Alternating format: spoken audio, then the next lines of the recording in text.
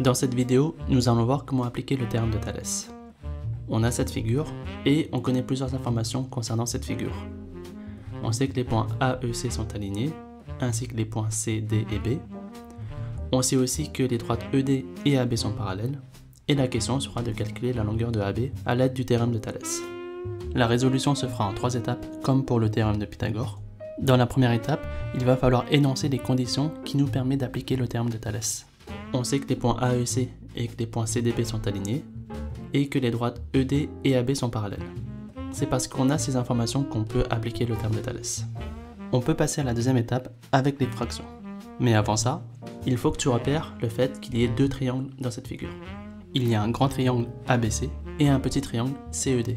Dans les fractions, on mettra les côtés du grand triangle en haut et les côtés du petit triangle en bas.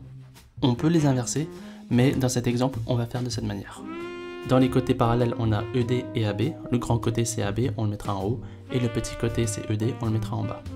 On avait aussi dit que les points AEC sont alignés, et sur cette ligne, on a deux côtés des deux triangles. Un côté du petit triangle, un côté du grand triangle.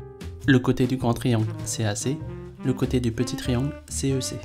Enfin, dernière information concernant les conditions, par rapport aux points C, D et B, on a le côté du grand triangle qui est CB, et le côté du petit triangle qui est CD.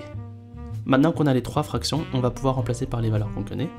ED est égal à 5, AC est égal à 8 plus 20, 28, et EC est égal à 8. Pour trouver la valeur de AB, on va appliquer le produit en croix. On va multiplier la diagonale où on a les deux valeurs, c'est-à-dire 5 et 28, et on divise par la dernière valeur qui est 8. Il ne restera plus qu'à calculer 5 fois 28, 140, divisé par 8, 17,5. Conclusion, la longueur AB mesure 17,5 mètres.